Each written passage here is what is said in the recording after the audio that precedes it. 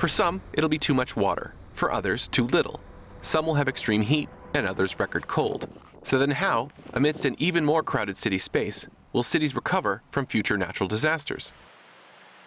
If you ask New York City-based Rebuild by Design, a task force conceived by the U.S. Department of Housing and Urban Development following Superstorm Sandy, they say step one is for cities to open their eyes to their vulnerabilities. Certainly on the Northeast, Sandy was a wake-up call, but remember that Sandy came after Katrina, and we were all shocked what happened in Katrina. We're shocked that happened in Sandy. We're going to be less shocked the more times this happens and to the more regions. So we are relearning what it means to live in this climate and how vulnerable we are.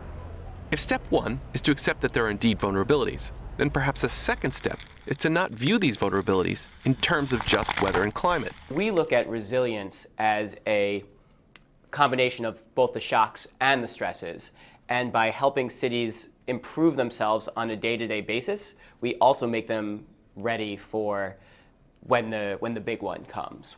Young says that by taking a holistic view of a city's problems, including crime, transportation, housing, the daily stresses, cities will be much more adept at recovering from irregular shocks.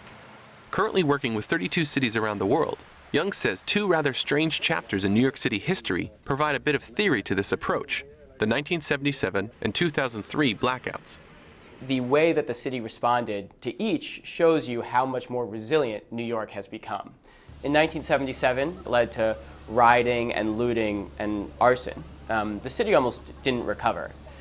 Fast forward to 2003, there was essentially the same shock at the same time of the year. And what happened that time? Nothing. And so what was the difference?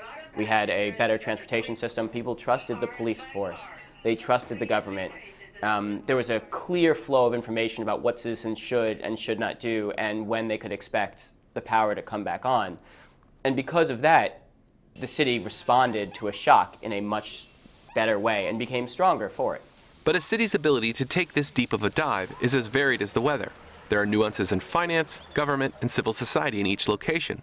So then how can cities avoid the inclination to view preparation as a solo exercise? Perhaps this could be step three. Cities should not reinvent the wheel. With financial support from the Rockefeller Foundation, 100 Resilient Cities has established a new position within local governments of the cities they are involved with: a Chief Resilience Officer. The group says they've hired 26 of these officers so far, and they hope that the CRO from Byblos, Lebanon, can not only develop a localized plan for their city, but work directly with the CRO from Rome and, in theory, compare and contrast the understanding of how pollution and rising waters may impact their respective cultural heritage sites. Part of the premise of what we're doing is really trying to close that market gap between where the solutions lie and what the cities need. And so by bringing the private sector into our conversations and engagement with the cities, we can narrow that gap. So whether it is too much water or too little, or extreme heat or extreme cold, a city's ability to prepare and ultimately follow this abstract set of steps may well come down to what has become an all too familiar paradigm. Governments need to be willing to spend, and private enterprise needs to care. So we have a lot of innovative ideas that cost a lot of money. So for government to ensure that they actually happen, they're going to be making tough choices, that they want to spend a little extra more to get something a lot better. I had a discussion this morning with a potential platform partner that said, well, we're not really focused on what you do. And I said, but that's great, but the actual source of your revenue is cities. Despite the world being flatter and despite people flying around, I think there's a lot of cultural preservation and value and economic value to being in cities and making sure that they work. Christopher Booker, Financial Times, New York City.